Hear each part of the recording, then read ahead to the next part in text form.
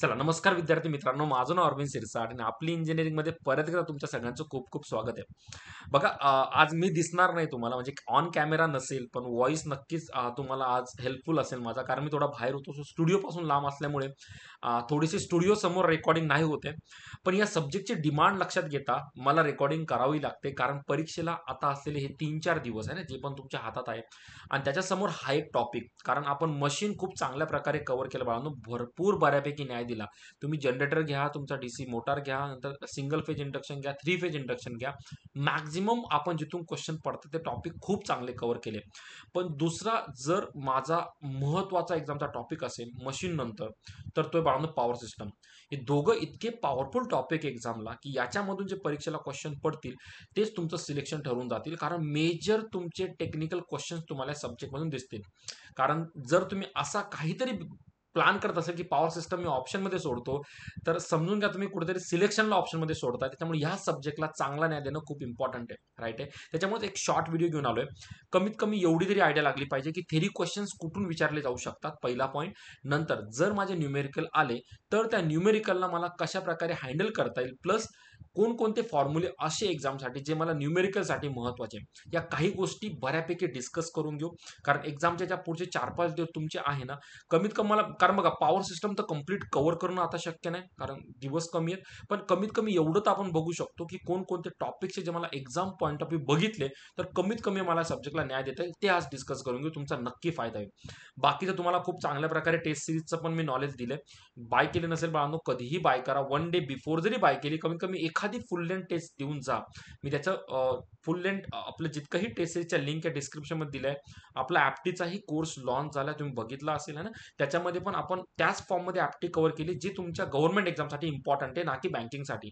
So तीही तुम्ही करू शकतात. आणि ॲडिशनली ऑलमोस्ट सगळं आपलं मशीनचं सगळं युट्यूबला अवेलेबल आहे. जितके लेक्चर्स लाईव्ह कंडक्ट केले होते, तर तेही तुम्ही बघू शकता. ओव्हरऑल एक कंप्लीट पॅकेज देण्याचा मला पुरेपूर प्रयत्न केलाय. मी न्याय देण्याचा प्रयत्न केलाय. क्लिअर आहे. बाकी लास्टला हार्डवर्क तुमचं असेल, जे तुमचं सिलेक्शन घेऊन जाईल.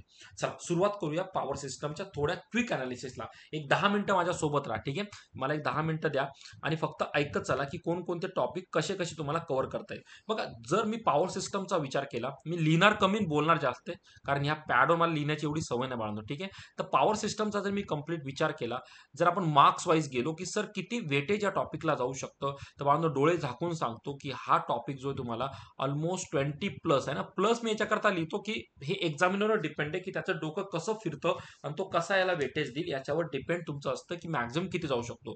तर 20 प्लस मार्क्स हे जास्त, तुम्ही 25-30 सुद्धा कव्हर करू शकतात, कारण याच्यामध्ये भरपूर सारे कॉन्सेप्ट जे कव्हर करण्यासारखे, विचारण्यासारखे. क्लिअर आहे. मग पॉवर सिस्टम कम्प्लिटली 3 पार्टमध्ये डिवाइड होतं है ना. एक असतं तुमचं जनरेशन, एक असतं तुमचं डिस्ट्रीब्युशन है ना, आणि आणि एक असतं ट्रान्समिशन आहे ना.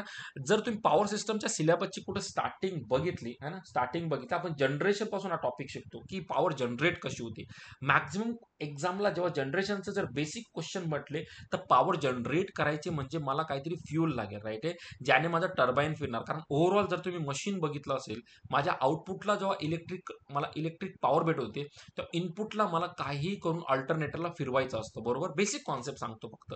जोपर्यंत अल्टरनेटर फिरणार नाही, तोपर्यंत इलेक्ट्रिसिटी जनरेट होणार नाही.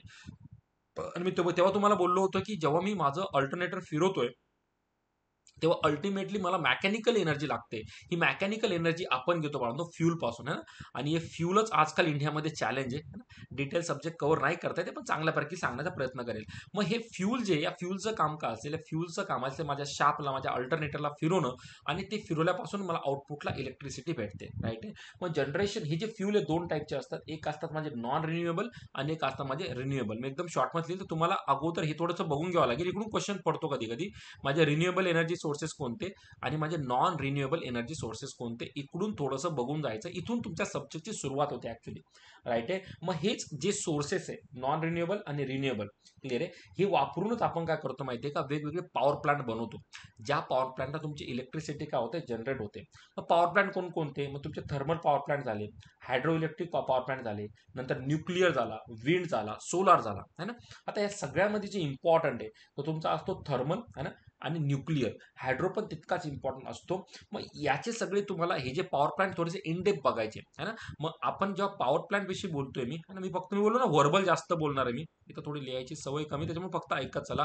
हे सगळे एकदा तुम्हाला फ्यूल कळले की कोणकोणत्या टाईपचे फ्यूल वापरायचे कशासाठी, माझं अल्टरनेटर फिरवण्यासाठी. सर अल्टरनेटर का फिरवतोय, कारण मला इलेक्ट्रिसिटी मेकॅनिकल टू काय पाहिजे, मला मेकॅनिकल टू इलेक्ट्रिक आउटपुट हवंय, राईट आहे.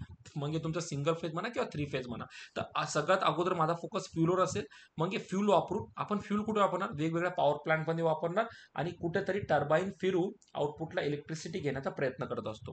मग हे पॉवर प्लांटमध्ये तुम्हाला डिफरंट डिफरंट पॉवर प्लांट बघायचे, थर्मल झाला, हायड्रोइलेक्ट्रिक झाला. याच्यामध्ये कन्स्ट्रक्शन सगळ्यात इम्पॉर्टंट काय असतं तुमचं कन्स्ट्रक्शन, की माझे हे पॉवर प्लांट वर्क कसे करतात ते, राईट आहे.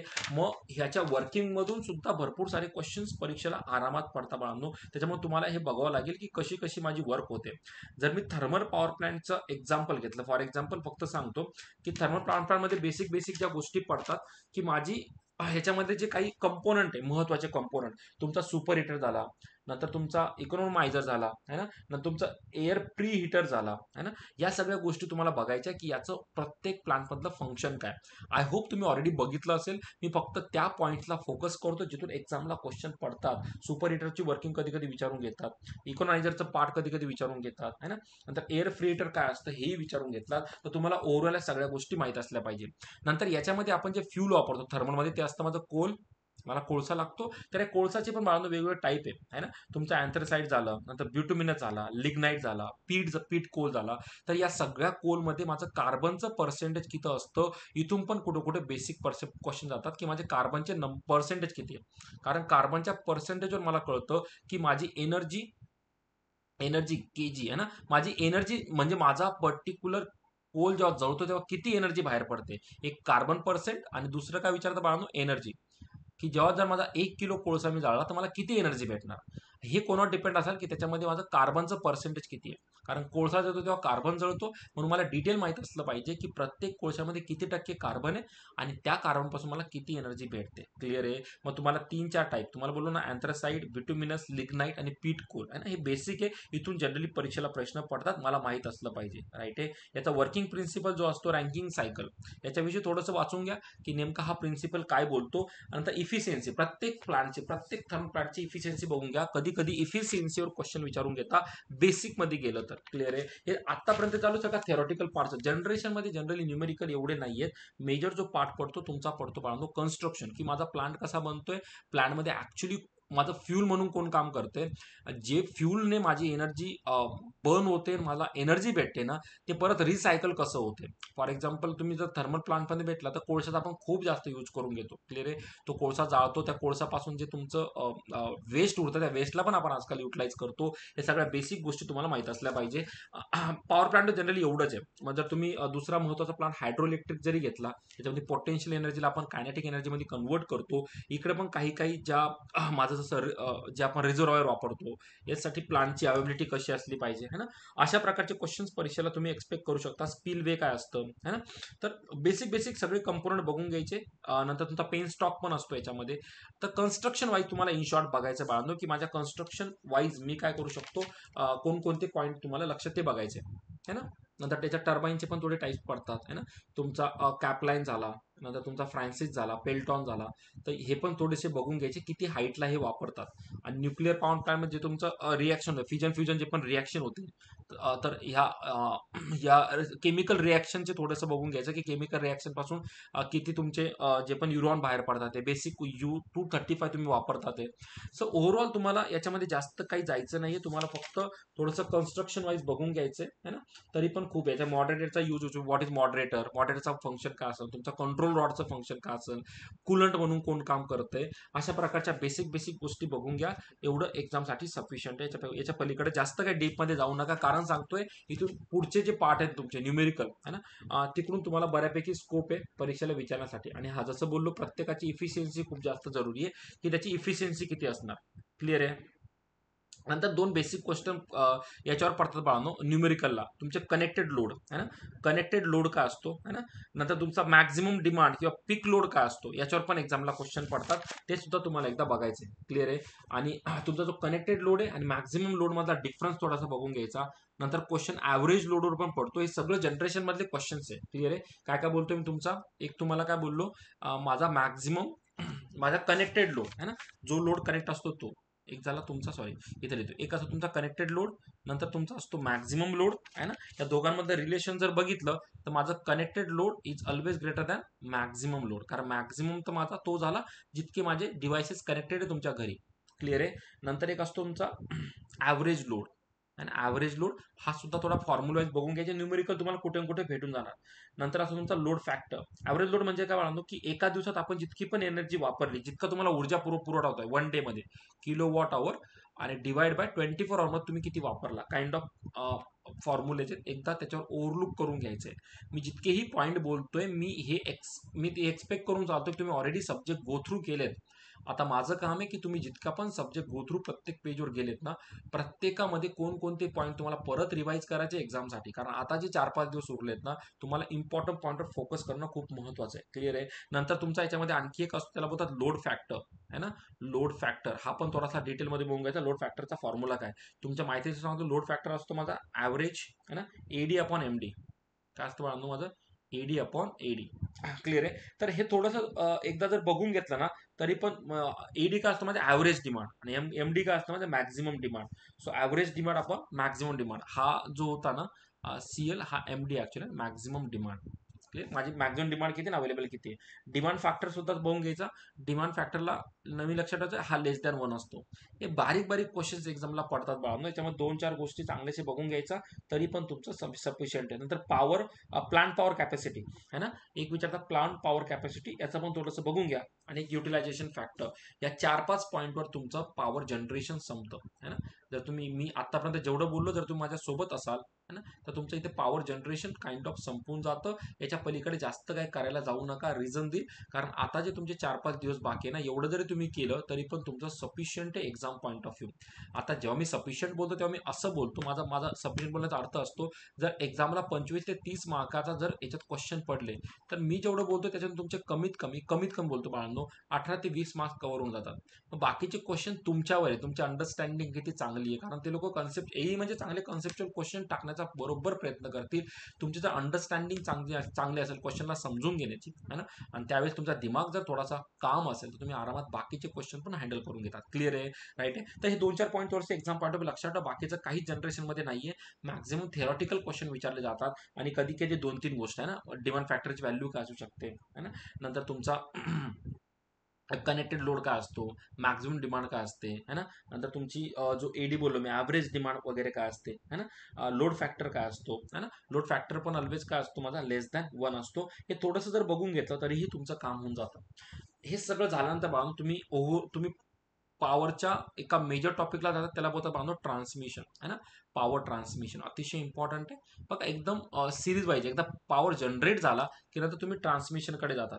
मग याच्यामध्ये जे मेन क्वेश्चन पडतात, तुम्हाला पूर्ण फ्लो माहीत असला पाहिजे. फ्लो म्हणजे काय, जिथं माझा पॉवर प्लांट आहे ना, हा पॉवर प्लांटला माझं एकदा पॉवर जनरेट झाली, ही आपण जनरली जनरेट करतो.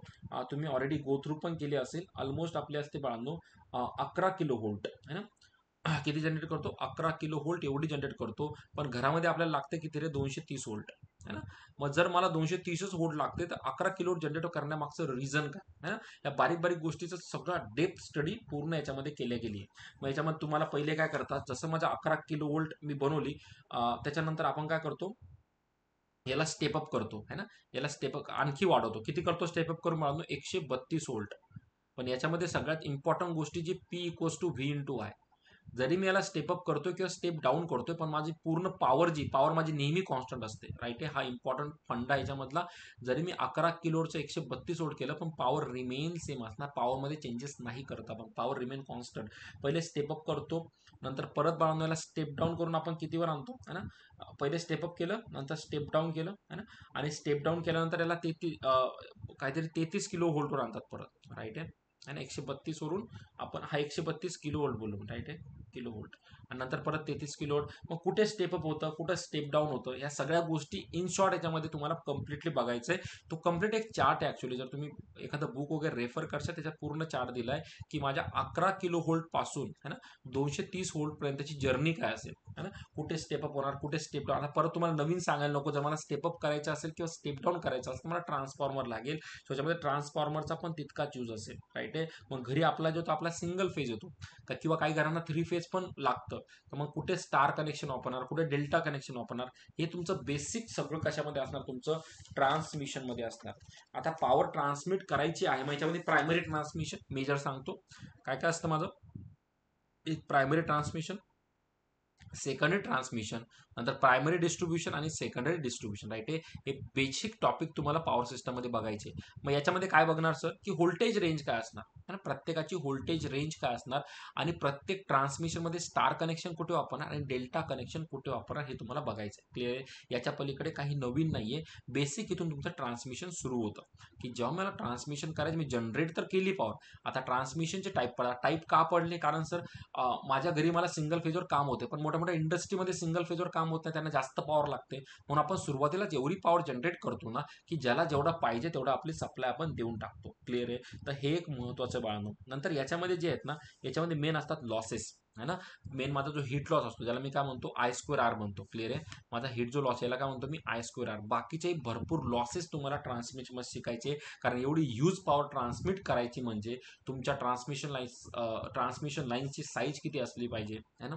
नंतर त्याच्यामध्ये जेव्हा मी पॉवर ट्रान्समिट करतो तेव्हा लॉसेस कोणकोणते, लॉसेस कसे अवॉइड करता येईल, हे सगळ्या गोष्टी तुम्हाला कुठे शिकायच्या आहे, सगळ्या गोष्टी तुम्हाला ट्रान्समिशनमध्ये शिकायच्या आणि तुम्हाला त्या बघायच्या आहे. मग याच्यामध्ये ज्या मेन गोष्टी आहे ना, मी AC किंवा DC, कारण बघा आपण ट्रान्समिट AC पण करतो आणि रिक्वायरमेंटनुसार DC पण करतो. मग दोघांमध्ये डिफरन्स काय आहे ना, दोघांमध्ये फायदा कोणाचा, AC मध्ये ट्रान्समिट करेल तर फायदा होईल की DC मध्ये ट्रान्समिट करेल फायदा होईल. नंतर मटेरियल जे लागते ते मटेरियल कोणामध्ये किती असेल, है ना. नंतर नंतरचे काही मेजर इफेक्ट तुम्हाला ते बघायचे. बघा याच्यामध्ये मेजर इफेक्ट कोणकोणते, सगळ्यात पहिले तुमचा स्किन इफेक्ट, नंतर तुमचा कोरोना इफेक्ट, नंतर फेरंटी इफेक्ट, हे सुद्धा तुम्हाला डिटेलमध्ये बघायचे. याला सोडून जाऊ नका, याचे फॉर्म्युलेज बघा, है ना. आणि फॉर्म्युले नंतर याच्यावर विचारले जाणारे बेसिक क्वेश्चन सुद्धा तुम्हाला गो थ्रू करायचे. आता याचे 2-3 नंतर प्रॉक्झिमिटी इफेक्ट पण याच्यामध्ये येतो, नंतर कम्युनिकेशन इंटरफरन्स वगैरे सुद्धा असतं, राईट आहे. तर या गोष्टी तुम्हाला थोड्याशा एक्झाम पॉईंट ऑफ व्ह्यू नीट बघायच्या, चांगल्या प्रकारे बघून जायच्या. क्लिअर आहे. मग स्किन इफेक्टमध्ये काही जे इम्पॉर्टंट एक्झामसाठी फॉर्म्युले, तुमचा स्किन डेप्थ आणि तुमचा स्किन डेप्थ डेल्टा हा काय असतो, इन्व्हर्सली प्रपोर्शनल असतो कोणाला, स्किन इफेक्टला, है ना.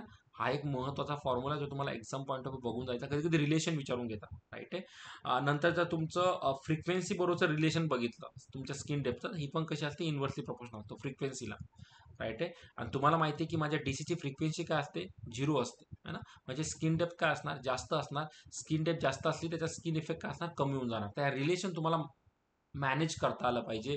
DCचा सगळ्यात मोठा ॲडव्हान्टेज याची फ्रिक्वेन्सी काय असते बाळांनो, 0 असते. फ्रिक्वेन्सी 0 झाली, मॅक्झिमम इफेक्ट माझी फ्रिक्वेन्सीमुळेच येतात. त्यामुळे DCमध्ये फ्रिक्वेन्सीच नाही आहे, तर सगळे इफेक्ट मला अवॉइड करता येतात असंही बोलतात. क्लिअर आहे. आणि रेजिस्टन्स जर बघितलं, है ना, तुमच्या AC DCमध्ये तर असं बोलतात की AC जर रेजिस्टन्स असतं ना, हा पण एक महत्त्वाचा आहे. हे 1.5 टाईम कोणाचं असतं, DCचं रेजिस्टन्स असतं. म्हणजे ACचं रेजिस्टन्स ऑलवेज ग्रेटर दॅन असतं DCमध्ये. DCमध्ये सगळं चांगलं आहे, पण DCमध्ये प्रॉब्लेम काय बाळगतो, कंडक्टरची साईज हा खूप मोठा प्रॉब्लेम आहे. त्याच्यामुळे आपण DC नेहमी अवॉइड करतो. जिथं रिक्वायरमेंट आहे ना तिथंच आपण काय बघतो, DC बघतो. क्लिअर आहे. मग याच्यामध्ये तुम्हाला स्किन इफेक्ट, नंतर तुमचा स्किन डेप्थ आणि फ्रिक्वेन्सीचं रिलेशन एवढं बघायचं आहे. द प्रॉक्झिमिटी, है ना, प्रॉक्झिमिटी पण तुम्हाला टोटल डिटेल बघायचं, व्हॉट इज प्रॉक्झिमिटी इफेक्ट, है ना. आणि याला अवॉइड करण्यासाठी काय काय करता येईल, या 2-3 गोष्टी तुम्हाला प्रॉक्झिमिटीमध्ये बघायच्या. नंतर प्रॉक्झिमिटी इफेक्ट कोणाकोणावर डिपेंड, याची डिपेंडन्सी कोणाकोणा, ऑब्व्हियसली फ्रिक्वेन्सी दरवेळेस असतं. नंतर तुमच्या 2 कंडक्टरमधला डिस्टन्स, या बारीक बारीक गोष्टी तुम्हाला करून जायच्या आहे. आणि अवॉइड करण्यासाठी मला कसं अंतर कमी जास्त करता येईल ते तुम्हाला त्याच्यात बघायचं आहे. नंतर फॅरंटी इफेक्ट हा सुद्धा तुम्हाला थोडासा इन डेप्थ बघायचा आहे, ना, की माझा फॅरंटी इफेक्ट म्हणजे काय असतो, फॅरंटी इफेक्ट केव्हा प्रेझेंट असतो, तो कसा अवॉइड करता येईल, या 2-3 गोष्टी तुम्हाला फॅरंटीमध्ये बघायच्या आहे. क्लिअर आहे बाळांनो. नंतर कोरोना पण तसंच तुम्हाला बघायचं आहे, कोरोनामध्ये पण व्हॉट इज कोरोना इफेक्ट, नंतर तो अवॉइड कसा करता येईल. नंतर याच्यामध्ये कोणकोणते कोरोना इफेक्ट असल्यामुळे आणि हा कधी जनरली कोणत्या सीझनमध्ये जनरली असतो, या बारीक बारीक इफेक्ट, बारीक बारीक गोष्टी तुम्हाला डिस्कस करायच्या. क्लिअर आहे. नंतर ट्रान्समिशन लाईनमध्ये बाळगतो तुमच्या जे 2-3 गोष्टी बघा, एक असतं माझं ACSR कंडक्टर, नंतर सॅगिंग काय असते, सर्ज इम्पिटन्स काय असतं, याचे थोडंसं तुम्हाला स्टडी करून जायचं आहे. क्लिअर आहे. तर या 2-3 गोष्टी तुम्ही प्रॉपरली कव्हर केल्या तरी इफेक्टमधले क्वेश्चन्सला तुम्ही बऱ्यापैकी न्याय देऊ शकतात. नंतर जो तुमचा सॅगिंग आहे ना, थोडंसं पुढे मूव्ह करतो मी, है ना. याचा हा जो फॉर्म्युला आहे S equals to W, maximum question इकडून सॉल्व्ह जातात. डब्ल्यू एल स्क्वेअर आपण काय असतं माझं 8T. टी काय असतं टेन्शन आहे ना, वायरला जसं आपण ताणतो ना, ते टेन्शन झालं. डब्ल्यू म्हणजे तुमचा वेट झाला आणि एल म्हणजेच काय माझी स्पॅन लेंथ आहे ना. स्पॅन लेंथ म्हणजे कळतं ना रे, 2 लेंथ असतात बाळांनो. जी माझी सरळ असते ना, सरळ याला काय बोलतात स्पॅन बोलतात, स्पॅन. आणि बाकीची जी असं जे असतं याला काय म्हणतात, याला सॅगिंग बोलतात आहे ना, सॅगिंग. ग्राउंडला टच वगैरे होऊन जो इफेक्ट त्याला सॅगिंग वगैरे म्हणतात. त्या 2-3 गोष्टी तुम्हाला थोड्याशा हा फॉर्म्युला थोडा लक्षात ठेवायचा. तुम्ही बरेच सारे क्वेश्चन तुमचे ना आरामात सॉल्व्ह होऊन जातात. मी जितके जितके मला फॉर्म्युले देऊ वाटत देतोय, पण परत सांगतोय जितकी स्टडी झाली ना याच्यामध्ये मी जितके एवढे पॉईंट सांगतो तेवढे पॉईंट नक्की म्हणजे नक्की कव्हर करण्याचा प्रयत्न करायचा आहे. नंतर एक क्वेश्चन नंबर ऑफ लेअरचा पण विचारला जातो आहे ना, बंडल कंडक्टर मधला. एन इक्वल्स टू काय फॉर्म्युला आहे, 3x वर्ग मायनस तुमचा 3x+1 आहे ना. हा फॉर्म्युला पण तुम्हाला लक्षात ठेवा. एक्स काय, एक्स म्हणजे तुम्हाला नंबर ऑफ लेअर, हे एक्झामला गिवन असतं. नंबर ऑफ लेअर गिवन असणार आणि तुम्हाला एनचा फॉर्म्युला विचारणार. क्लिअर आहे. तर तुम्हाला हे पण थोडंसं बघून घ्यावं लागेल की मला एन कसं कॅल्क्युलेट करायचं. हा एक महत्त्वाचा फॉर्म्युला आहे जो तुम्हाला लक्षात ठेवायचा आहे. क्लिअर आहे बाळांनो, है ना. एन म्हणजेच काय, नंबर ऑफ स्ट्रँड आहे ना, सॉरी मी लेअर बोललो ना. हा काय असतो माझा स्ट्रँड असतो, नंबर ऑफ स्ट्रँड कोणामध्ये, त्या कंडक्टर मधले. हे त्याच्या लेअरवर डिपेंड असतं. क्लिअर आहे, किती लेअर मी घेतोय. तर हा पण एक महत्त्वाचा पॉईंट आहे जो तुम्हाला एक्झामसाठी बघायचा आहे ना. नंतर टाइप्स ऑफ ACCR कंडक्टर, कोणकोणते टाईप पडतात त्याचे. डॅक झाला, पॅन्थर झाला, झेब्रा झाला, नंतर मूज झाला. राईट आहे. त्याचं व्होल्टेज किती असतं, व्होल्टेज कॅपॅसिटी, करंट कॅपॅसिटी किती असते, या 2-3 गोष्टी बघून घ्यायच्या. राईट आहे. नंतर तुम्हाला इन्सुलेटरवर पण खूप सारे टाईप पडतात. कारण बघा जेव्हा ट्रान्समिशन लाईन वरतून जाते त्या ज्या खांबावरून जाते, खांबाला तुम्ही हात लावतो करंट लागत नाही, कारण मध्ये इन्सुलेटर लावलेलं असतं. तर तुम्हाला ते पिन इन्सुलेटर झालं, डिस्क इन्सुलेटर झालं, नंतर स्ट्रेन इन्सुलेटर झालं, नंतर तुमचं एक शाकल इन्सुलेटर असतं किंवा स्टे ऑर एग इन्सुलेटर. हे थोडे टाईप बघून जायचे. याच्यामध्ये सेफ्टी फॅक्टरचा एक फॉर्म्युला पडतो है ना. त्याला पंक्चर व्होल्टेज, आपण फ्लॅशओव्हर व्होल्टेज बघा फॉर्म्युला असतो, तो फॉर्म्युलावर सुद्धा थोडंसं ओव्हरलुक करून घ्या. आणि एवढं जरी प्रॉपरली केलं ना, जेवढं मी आता सांगितलंय, तरी तुमचं ट्रान्समिशन खूप चांगल्या प्रकारे संपतं बाळांनो. याच्यातून काही मेजर क्वेश्चन्स पडले पण मॅक्झिमम क्वेश्चन्स आपण आतापर्यंत जितकं डिस्कस केले ना तिथून पडणार आणि आरामात तुम्ही तो बऱ्यापैकी हँडल करू शकणार. क्लिअर आहे. याच्यानंतर तुम्ही हे सगळे इन्सुलेटर एकदा स्टडी केला तुम्ही डिस्ट्रीब्युशनला जम्प मारू शकतात. मग डिस्ट्रीब्युशन सिस्टममध्ये बघा, एकदा मी पहिले पॉवर जनरेट केली, नंतर पॉवर मी ट्रान्समिट केली. आता पॉवर जेव्हा ट्रान्समिट करता ती डायरेक्ट घरात येत नाही, ते एका कॉमन पॉवर स्टेशनला जाते आणि तिथून पॉवर स्टेशन पासून फीडरचा उपयोग करून काय ती घराघरात येते. मग फीडर काय असतो आणि डिस्ट्रीब्युटरमध्ये फीडरचं थोडंसं फंक्शन बघून घ्यायचं. व्हॉट इज फीडर, थोडंसं त्याची डायग्राम खूप चांगली डायग्राम दिली बघा. या सबस्टेशनला जी 11 किलोवॉटची पॉवर परत येते ती कशी डिस्ट्रीब्यूट होती ना, ते थोडीशी डिस्ट्रीब्युशन सिस्टम तुम्हाला बघून घ्यावं लागतं. राईट आहे. मग जी घरी त्याच्यामध्ये किती व्हॅरिएशन होऊ शकतं, +-6% व्हॅरिएशन असतं. फीडरचे काय टाईप पडतात, एक रॅडियल फीडर झाला, रिंग फीडर झाला है ना. तर हे पण थोडेसे बघून घ्यायचे. आणि त्याच्यामध्ये सिस्टम असतात बाळांनो, जे आपण फीडर कनेक्ट करतो ना, इंटर कनेक्टेड सिस्टम असते तुमची, ती थोडीशी डिस्कस म्हणजे एकदा बऱ्यापैकी थोडंसं गो थ्रू करून घ्या. एवढं जरी तुम्ही केलं ना तरी सफिशियंट आहे मला वाटतं. कारण आता जे 3-4 दिवस बाकी आहे त्याच्यामध्ये एवढं जरी तुम्ही प्रॉपरली बघता ते करता ते, तरी बऱ्यापैकी तुमचा एक्झामला न्याय होऊन जातो. क्लिअर आहे. तर हा थोडासा पॉवर सिस्टमचा आणि मग याच्यामध्ये फॉल्ट फाइंडिंग हा पण थोडासा एक मेजर टॉपिक आहे. त्याचे पण बऱ्यापैकी न्यूमेरिकल करून घ्या है ना. फॉल्ट फाइंडिंग कशी कॅल्क्युलेट करायची, याच्यामध्ये कसं बघायचं, तरी प्लस मायनस जरी करून घेतलं ना तरी ओव्हरऑल तुम्ही पॉवर सिस्टमला न्याय देणार. आणि परत सांगतोय, हा कम्प्लीट पॅकेज जो मी आता डिस्कस केला हा त्या मुलांकरता आहे ज्यांची एक बऱ्यापैकी स्टडी झाली आहे आणि आता बऱ्यापैकी रिवाइज करून एक्झामला द्यायचं. ज्यांची खूप चांगली स्टडी झाली आहे त्यांनी ऑब्व्हियसली आणखी डेपमध्ये घुसलं तरी काहीच अडचण नाही. तुम्ही बऱ्यापैकी मॅनेज करून घेणार एक्झामला. क्लिअर आहे. तर परत सांगतोय, आता 2-3 दिवस बाकी, जेवढे मी पॉईंट सांगितले तेवढे एका कोणत्याही नोट्समधून रेफर करून घ्या. ज्यांनी मी माझी टेस्ट सिरीज घेतली ना त्याच्यामध्ये मी नोट्स टाकले, थेरी नोट्स आहे त्याच्यामध्ये. तिथून जरी तुम्ही पॉवर सिस्टम त्या स्कॅन नोट्समधून वाचून घेतले ना तरी पण तुमचं बऱ्यापैकी सगळे पॉईंट्स कव्हर होऊन जाणार आहे. क्लिअर आहे. तर मला हा होता एक शॉर्ट व्हिडिओ पॉवर सिस्टम करता कम्प्लीट अनालिसिसचा. जितकेही पॉईंट मी सांगितले एकदा बघून घ्या. काही सुटले असणार तर ठीक आहे, काही हरकत नाही. कारण मॅक्सिमम मी कव्हर केले. सगळे टॉपिक कव्हर करायला आपल्याकडे वेळही नाहीये आणि तेवढा टाईम मॅनेजमेंटमध्ये तुम्ही फसणार. कारण फक्त पॉवर सिस्टमच करायचं नाही, बाकीचेही तुमचं जनरल ॲप्टिट्यूड आहे, जनरल रिझनिंग आहे, सगळंच करायचं आहे. त्याच्यामुळे मी जेवढं सांगतो कमीत कमी तेवढं तरी करून जा. जास्तीत जास्त केलं तर सोन्याहून पिवळं. क्लिअर आहे? चालतं मग. हा होता शॉर्ट व्हिडिओ. जे चॅनलला नवीन असाल त्यांनी सबस्क्राईब करून घ्या. टेलिग्राम चॅनल प्लीज जॉईन करून घ्या. त्याच्यावर तुम्हाला खूप साऱ्या PDF भेटून जातील आणि जर काही कोर्सेसमध्ये इंटरेस्टेड असाल तर ऑब्व्हियसली आपले भरपूर सारे कोर्सेस मी लॉन्च केलेत. एक टेक्निकल आपला क्रॅश कोर्स आहे महाट्रान्सकोचा, जनरल ॲप्टिट्यूडचा सुद्धा आपण क्रॅश कोर्स दिलाय. नंतर टेस्ट सिरीज सुद्धा अवेलेबल आहे. फुल लेंथ झालं, नंतर तुमचे टॉपिक वाईज टेस्ट तुम्हाला भेटून जाणार. तर सगळं अवेलेबल आहे. प्रॉपर सगळ्या कंटेंटचा युटिलाइज करून घ्या. सगळं तुम्हाला आपली इंजिनिअरिंग ॲप्लिकेशनला भेटून जाईल. चला बाळांनो, याच पॉझिटिव्ह नोटला आजच्या व्हिडिओला पूर्णविराम घेतो. तोपर्यंत काळजी घ्या, अभ्यास करत राहा. काही अडचण असेल तर मला प्लीज कमेंटमध्ये सांगा. आपण नक्की डिस्कस करण्याचा प्रयत्न करू. चला बाळांनो, सगळ्यांना बाय, टेक केअर.